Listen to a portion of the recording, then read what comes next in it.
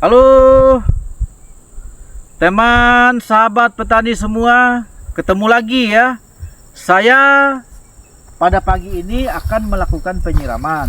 Ini durian yang kita tanam kemarin tanggal 12 September 2024 baru. Ya, kurang lebih 10 hari udah kita tanam. Karena cuaca tidak bagus ya. Udah kurang lebih 1 minggu ini tidak ada datang hujan. Jadi kita bantu penyiraman ya. Kenapa disiram kan? Timbul pertanyaan, nanti akan kita jelaskan ya. Jadi saya akan menjelaskan, coba kamera fokus di duriannya dan penyiraman ya. Jadi sebelum melakukan penyiraman itu baiknya dibikin ya parit lah ya, sehingga air yang kita siramkan itu tidak merembes ke daerah yang lebih rendah. Jadi kita bikinkan sehingga dia ada ruang untuk bisa menembus ke bawah ya, contoh ya, seperti ini ya. Jadi dia tidak akan merembes di luar lingkaran ini, tetap ya di dalam lingkaran lah kan. Terus airnya juga akan meresap ke bawah karena kita kemarin udah bentuk porositas yang lumayan baik lah kan. Terus media tanamnya kita pakai sekam campur dengan tanah topsoil yang ada di dekat-dekat sini, kita aduk merata. Setelah itu barulah kita tanam. Ada kita posting ya pencampuran media tanam di channel YouTube Alpocate Farm. Terus ini tidak apa, kita basahkan sedikit-sedikit juga ya di daun ini biar daunnya lebih segar ya.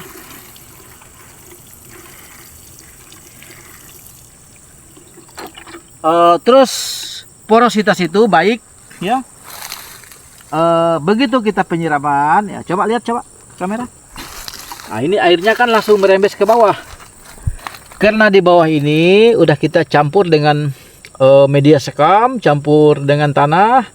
Ada juga pencampurannya kemarin pakai fosfat, kita bantu juga pupuk berimbang ya. Kita kasih di dalam tanah sehingga nanti keperluannya udah besar, udah tersedia. Jadi cadangan makanan itu udah memang kita ada stok ya, tidak perlu banyak-banyak ya, seperlunya. Ini ada kohe ya, kotoran ayam petelur ini tidak susah kita kalau untuk di Singkawang mendapatkannya, karena ini rata-rata ya Singkawang itu banyak yang pelihara ayam petelur ya. Kalau memang di sensus mungkin dulu saja yang waktu 2000-an itu kaisaran sekitar ya ayam saja udah melebihi ya populasi manusianya untuk di Singkawang ya. Ya mungkin perkiraan saya saat ini ya, untuk ayam petelur itu di Singkawang mungkin udah ada sekitar 10 juta atau belasan juta ya ekornya. Jadi ini kita tidak tanam sengaja karena ini kita meragukan dan memang tidak kita fermentasi. Jadi begitu ada datang hujan ya, nanti rembesan air hujan yang menyebar ke perakaran. Jadi saya akan menjelaskan sedikit singkat ya.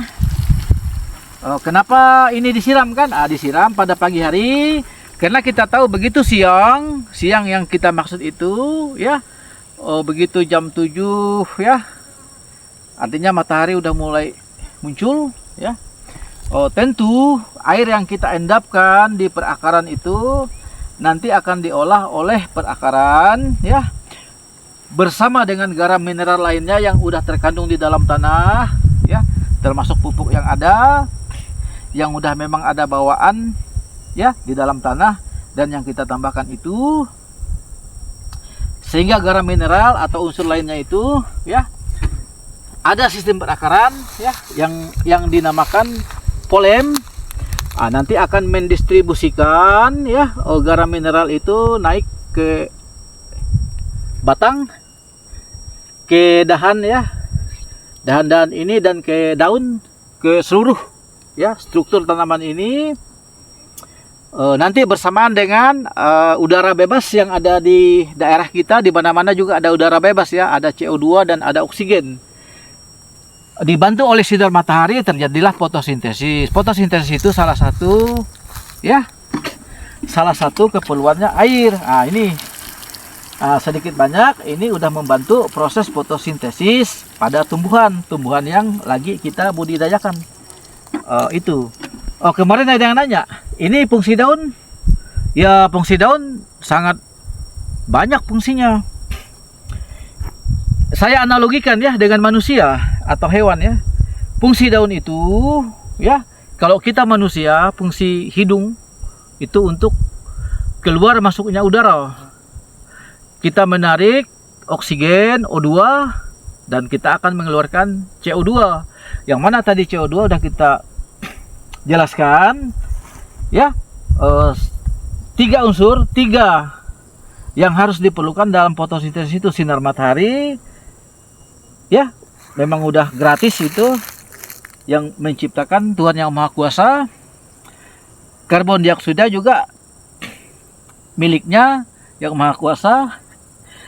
Air juga miliknya Yang Maha Kuasa. Jadi udah memang diatur rumusnya. Jadi 3 ya proses fotosintesis itu. Sehingga tadi ya, sinar matahari ya pada reaksi terang namanya ya, ada gas CO2 yang pada saat saya berbicara ini saya juga udah mengeluarkan CO2 pada saat sewaktu-waktu. Nah, ini saya menarik oksigen.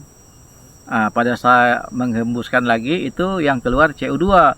CO2 itu diperlukan oleh tumbuhan ya, bukan saja durian. Umumnya tumbuhan yang ada di muka bumi ini pasti memerlukan CO2 untuk proses respirasi, untuk proses fotosintesis ya. Fotosintesis itu tadi itu ada air, ada CO2 dan ada sinar matahari. Terus apa fungsi daun? Fungsi daun ini saya tadi analogikan dengan manusia. Kalau manusia itu fungsi hidungnya untuk menghirup udara dan mengeluarkan udara atau gas ya, gas oksigen dan mengeluarkan CO2. Demikian juga daun ini namanya respirasi. Di sinilah artinya fungsi daun ini sama dengan manusia, hanya manusia namanya hidung. Kalau tumbuhan namanya daun. Ada stomata daun dia di balik daun ini, hanya tidak bisa kita lihat. Dengan mata kita harus dibantu alat ya untuk melihat ada lubang-lubang ya. Disitulah pernapasannya kan ya, dia bernapas di situ. Jadi saya mau menyimpulkan, kalaulah kita untuk memberikan vitamin, unsur hara, pupuk lain sebagainya itu ya sebaiknya kita kasihlah di mulut tumbuhan ya. Mulut tumbuhan itu ada di perakaran. Demikian juga manusia, mulut manusia itu ya jelas. Kalau kita memberikan air dan memberikan nutrisi makanan ya, 4 sehat 5 sempurna itu melalui hidung, tentu tidak mungkin. Tidak mungkin daun ini kita paksakan untuk menerima, untuk minum di sini dan untuk menyerap NPK, pupuk atau sejenis vitamin lainnya, tepatnya di perakaran ya. Itulah ya kuncinya. Kalaulah kita melalui hidung, artinya kan kita kesedak ya, teman-teman tahulah kan. tidak mungkin. Jadi kenapa saya harus menjelaskan itu? Karena kita juga harus sedikit banyak ya paham dulu tentang bagaimana cara dia mendapatkan makanan, cara dia tumbuh berkembang. Ya paling tidak kita secara garis besar memahami dulu siklus dia tumbuh berkembang seperti itu. Kebetulan kemarin ini ya belum ukur sama ukur. Tadi udah ya pertanyaan teman-teman, ini fungsi daun untuk apa? Ya fungsi daun itu untuk pernapasan. Yang di bahasa biologinya itu respirasi. Di situ keluar masuknya gas ya, gas CO2 pada saat fotosintesis ini terbalik dia. Manusia sih siang malam tetap oksigen yang dihirup. Tapi kalau tumbuhan ini siang hari dia menghirup CO2, pada malam hari dia melepaskan, pada malam hari dia menarik oksigen. Kebalikan ya. Kalau siang hari tumbuhan memerlukan CO2 untuk proses fotosintesis, reaksi terang namanya. kalau pada malam hari, pada malam hari tumbuhan memerlukan gas oksigen ya untuk proses mendistribusikan ya hasil masakan yang sudah dikerjakan di daun ini tadi. Di dalam daun ini namanya ada kloroplas ya. Ada kloroplas ya. Yang ini kan klorofil, zat hijau daun, di dalamnya itu ada kloroplas. Semuanya produk-produk makanan itu diolah di situ ya, berupa hasil olahannya itu ya, reaksi H2O plus ya, H2O gram mineral lain sebagainya, plus CO2 plus sinar matahari ultravioletnya ya. Sinar matahari ini kan spektrumnya ini banyak warna-warni ya, sehingga nampak di kita hijau kan. Nah, ini berupa efek dari spektrum sinar matahari.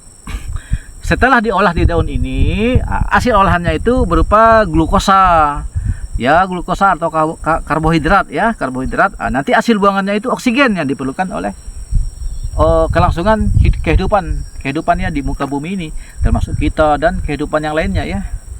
Oke, itu fungsi daun ya. Pada malam, reaksi malam udah saya jelaskan juga ya. Iya, reaksi malam artinya dia memerlukan oksigen untuk mendistribusikan ya. Ada lagi yang namanya jaringan yang di dalam tumbuhan itu yang namanya silem. Silem itu untuk mendistribusikan hasil masakan itu tadi ke seluruh ya struktur tanaman ini. Jadi reaksinya itu dikatakan reaksi gelap. Pada malam hari artinya tumbuhan itu memerlukan oksigen. Nah, seperti itu. Siang hari dia memerlukan karbon dioksida. Terus fungsi daun ini adalah sebagai untuk pernapasannya. Kesimpulannya sebagai pernapasan. Jadi tumbuhan itu bernapas melalui daun. Jadi kalau kita tahu secara garis besar seperti itu siklus kehidupan tumbuhan, artinya kita memberikan unsur hara, vitamin, garam mineral dan lain sebagainya ya, mau tambahan atau yang ada di dalam tanah itu ya, artinya bukan melalui daun tapi melalui dalam tanah ya. Itu ya, di dalam tanah ya. Oke, ini kemarin belum kita ukur, jadi saya untuk data ini, untuk data ya, kemarin tanam ya. Coba kamera. Jadi saya akan mengukur ini ya, teman-teman, ini untuk data kita ya.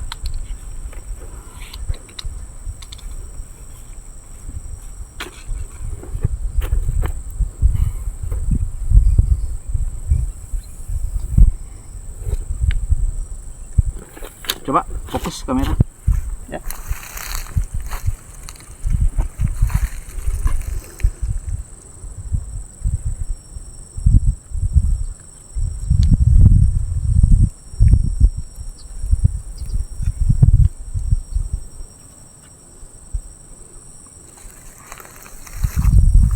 Coba fokus kamera ya.